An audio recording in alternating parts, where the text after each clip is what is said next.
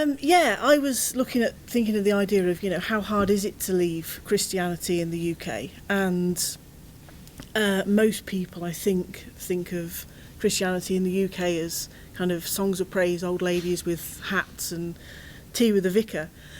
My experience was completely different to that, rather than this kind of harmless Church of England-y type thing. I was, as you say, I was 27 years in the Pentecostal church, and I actually found it quite damaging. There was quite a lot of indoctrination that went on, and I found it quite difficult to leave. So how did I get into it? That's a very good question. I don't know who was the most surprised when I found myself as a Christian. When I was 14, I got invited to a Pentecostal church. For those that don't know, it's the kind of happy, clappy, hallelujah, praise the Lord thing. And there's quite an emotional aspect to it. There's quite a, you can have a relationship with Jesus Christ. You can know truth. You can know true meaning of life. And I was at a time where, I lacked self-confidence. When I was 10, my mother told me that she didn't want me and had planned to have me aborted or adopted. So, that does a great deal for your self-confidence. And I was kind of at that age where I was thinking, what's life all about? There must be more. What does it mean? I'm going to be an adult soon. I still haven't hit that mark. So I was kind of searching for something, and I went to this meeting, and it just seemed to tick all the boxes for me. They were talking about how you could have meaning and purpose, how you could know Jesus, and that God wanted me. God created me for a purpose, and despite what my mother had said, God had a plan for my life, and it just completely floored me. It completely, as I said, it ticked all the boxes for me. And I became a born-again Christian. I accepted Jesus into my life, prayed the prayer of salvation, and for the first few months, it really felt good. It felt amazing. I was part of this big gang. There was like 80 or so peers, and at first I was Miss Popular. I was the new kid on the block, and everyone was telling me how great it was to have me in the church. How great it was that, God had thrown this amazing party in my honour in heaven. Once when I decided to become a Christian, and, as I said, it was just brilliant.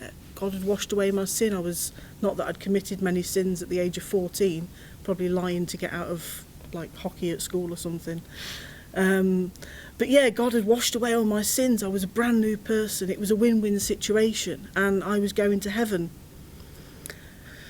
Before long, expectations started to change. There was this kind of real fear-mongering that came in, and there was a real sort of almost like an emotional blackmail going on, that if you resisted any change, you were holding back on God, who held nothing back from you. He gave it all. He died on the cross. So you were expected to give everything for him. This life wasn't important. This life was secondary to serving God and living for him. So we were told, if you listen to pop music, worldly music, that there was subliminal messages that were hidden there that would lead you away from God. They were all about worshipping Satan. We were told that if you went to the movies and you were likely to get possessed by Satan, because when they played X-rated movies there, they released evil spirits, and they hung around the cinema waiting for Christians to come along when they went to watch their U-rated films. It's laughable now, but at the time, I believed this. I took it all on board. You were told that your non-Christian friends and family would lead you away from God, and you were supposed to get rid of all your non-Christian friends. You were encouraged to put the church first, put God first in absolutely everything you did. But the main idea, the main concept was that you were born sinful, that you deserved to go to hell, you deserved to be punished and tortured but that Jesus would forgive you, and Jesus gave everything for you, and you should therefore give everything for him. I've heard some people say that Christianity is kind of like an abusive relationship. And looking back on my experience now, I can fully understand that. I mean, I believed that without God, I was nothing. That anything that was good about me came from him. And that when bad things happened to me, it was because I was a lesser person and I needed to learn a lesson. He needed to teach me. And I should be grateful for his hand of discipline. And I started on this kind of emotional, spiritual roller coaster. I mean, sure, there was good times when you were praising God and you felt close to him, you felt his presence. But then the normal things in life were wrong. They were sinful. So, you'd be walking down the road and you'd check out this really good-looking guy and you'd think, oh yeah, he's nice. But then bang, you felt guilty because you were entertaining lustful thoughts, and God forbid that you should actually, fancy somebody of the opposite sex or somebody of the same sex or anybody. I don't know how they expected you to sort of procreate if you couldn't actually fancy someone, but there you go. You were expected to tithe, and when you couldn't pay your tithe because you had a bill to pay or you needed a new pair of shoes, bang, you felt guilty because you were robbing God. When I experienced emotional abuse from my mother, I felt guilty because I wasn't able to forgive her as quickly as I should have been able to. And when I was not spending time with God, I'd missed a meeting, I was holding back from the one who gave everything to me. And I really started to suffer with depression. Depression in the church, I mean, we all know there's a sort of taboo around depression in society in general, but in the church it was, I mean, half the people thought it was due to demonic possession. It's probably going to the cinema to watch Bambi. But the main idea was that it was because you weren't spiritual enough, it was because you weren't trusting God, it was because you weren't spending enough time in prayer or reading the Bible, and if you did that, then your depression would just miraculously disappear. So there was this constant striving to be a better Christian. One of the situations that I found myself in, I was really, this thing about you couldn't have any lustful thoughts, and I kind of nailed it for 10 months and I felt really good about myself. And I went to this church in Scotland, 400, 500 miles away from any of my friends and family. I had one really close friend, and after being there for 4 or 5 weeks, she told me that the pastor had said that I wasn't allowed to have anything to do with her anymore. This, I found out, was because apparently God had told the pastor that I was a lesbian. And I'm like, am I? I wish someone had told me. But despite my protestations that no, I'm not, you've got it wrong, she said that I was, and that was it. And the result of me being allegedly a lesbian was that I wasn't allowed to have any friends in the church. I was completely ostracised. I could go to the meetings, but I couldn't play a full role in the church. And it was made clear to me that this would be the case for a very long time until I'd repented of my sin. And here we go, demonic possession again. I'd submitted to having a deliverance session. Now, thankfully, I can laugh about it, but at the time, it was devastating. I remember sort of 2 or 3 days after it happened, and I'd come home from a church meeting, and I went to my kitchen sink and stood there for 5 minutes with a knife to my wrist, because I just thought, there's no point. I've tried to be the best Christian I can be, and I've still failed. Thankfully, I lived to tell the tale, and I'm here today to talk about it. And that was the thing for me. There was this real kind of sinister side to religion that there was the good side, but there was this thing that, you could never match up, you could never measure up. You were always striving to be better, and the goalpost kept moving. I had doubts for a very long time. I mean, I think every Christian had doubts, every Christian I spoke to. But you were told that doubts were of Satan, doubts were of the enemy, and you should flee them and fight them and stand against them with the word of God. And that's what I did. And to doubt, it wasn't something I wanted to do. It wasn't something that I wanted to admit to myself, that I'd followed this fairy story, this lie, for the most part of my life. Eventually, though, the doubts, they got too much. They were too loud, and I allowed myself to ask the difficult questions. At that point, I believed that God would come through. I believed that he would show me the way and he would give me clarity, and I would become a better Christian for it. And obviously it didn't work out that way, because I wouldn't be sitting here if it did. The answers that I got were pretty poor. It was kind of, well, you just need to have more faith, and you just need to pray more, and you just need to stop asking questions and just believe. But I couldn't. The questions like, why does God only answer the prayers that happen without any divine intervention anyway? Why does God speak to his people in so many different ways and tell them so many different things, but it's the same God? I mean, does God have multiple personalities? I just couldn't understand it. I couldn't get my head around it. And then one day I kind of realised, actually, I don't believe this anymore. And I remember sitting in my flat up in the Wirral. It was January 2014, and this thought struck me, and I thought, God, and there was such a, I mean, it seems really simple, but there was such a terror and there was such a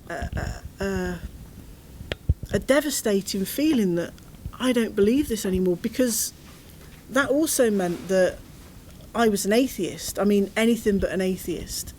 An atheist to me was someone who was angry and aggressive and hellbound, and that wasn't what I wanted. So, as you do in moments of personal crisis, you turn to Google. And I remember sitting there for ages, and I thought, what do I actually type in? Because I couldn't even type the word atheist. It was like, it was like my fingers were going to burn or something. And I typed something along the lines of, should I leave Christianity? I thought, yeah, I can't go to hell for that. It's just a question. I'm allowed to ask questions. And within sort of 2 or 3 clicks, I came across a video by a guy called Seth of The Thinking Atheist, which was kind of a surprise for me, because I didn't think atheists thought anything. And here was a kind of a calm, rational guy, and he was talking about his experience of how he was, I think probably about the same time as me, had been in the church for about the same length of time as I had. And he was talking about his experiences of how he left Christianity and what it meant to him. And it was like somebody had turned the light on. Suddenly everything made sense through the eyes of not having to do all these mental gymnastics to bring God into the picture. And there was one thing he said at the end. I mean, by the end of this video, I'm not really an emotional person, but I was in tears by the end of this video. And he said, "You're not crazy, and you're not alone." And those words kind of kept me going through the next few months of searching for truth, if you like. Because I felt crazy. I felt I must be crazy. I mean, there was this fear about, that I was going to go to hell, and I was going to make other people afraid that I was going to hell. I felt like I was making the worst decision ever. What if I was wrong?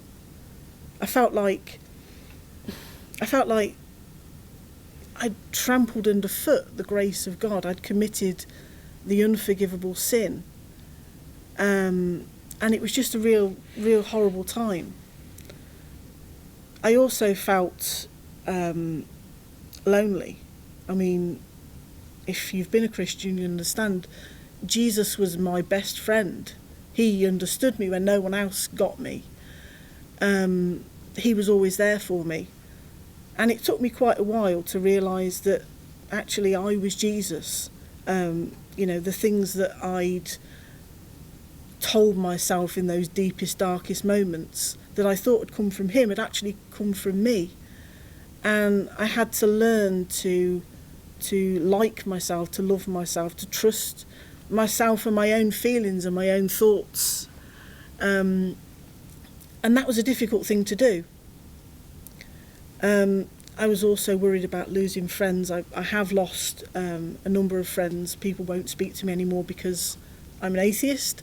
A lot of people also only speak to me because they want to bring me back to the arms of Jesus. And I was just worried about, losing friends. I didn't know what life was going to be, because life for the last 27 years had always been about Christianity and religion and Jesus and God, and what was it going to be now? And it was a terrible time, and I really kind of went into a deep depression, and I ended up having a nervous breakdown and ended up at my doctor's office.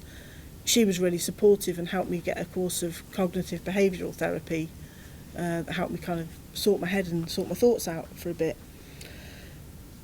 The final breakthrough came for me shortly after that. I was sitting in bed one morning and I thought, I'm not a bad person. I don't deserve hell. I don't deserve eternal punishment. I'm not responsible for something that people did thousands of years ago. And again, it sounds really simple, but to me it was really profound. I probably broke down and cried for about 3 hours because it just felt like someone had lifted this huge weight off my shoulders. And from that point, I really didn't look back. I still had issues. I kind of went through the angry atheist phase where I would just shout at loads of people and get into loads of arguments on Facebook and YouTube.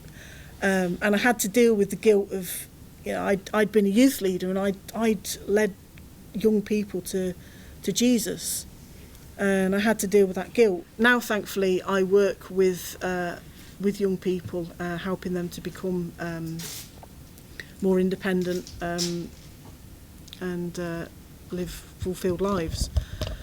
And that's really it. I mean, I've had to build a life again, and that's not been easy. And as I said, the words of Seth Andrews really kind of helped me through those difficult times. And so to close, I mean, I'd like to say, I mean, if you've been there, or if you know anyone that's going through that process, I just echo those words. You're not crazy, and you're not alone. Thank you. Thank you for that.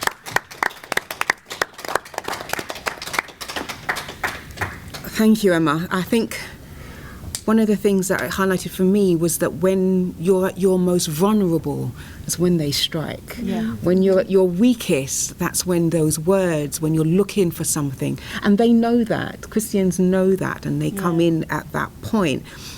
And also, but they can turn on you. Mm. Yeah. And that's another part of apostasy, when people who want to believe, they're there, you've knocked on their door, you've dragged them to church, there they are every Sunday, or whatever day, I was a 7-day Adventist. And yet then, the slightest little thing you do, they turn on you. Yeah. And that's hurtful, because you're there giving your all that you're supposed to be doing. And that switch is just as painful as anything else that you're going through. So thank you for that. That really highlights something that I don't think people generally think about.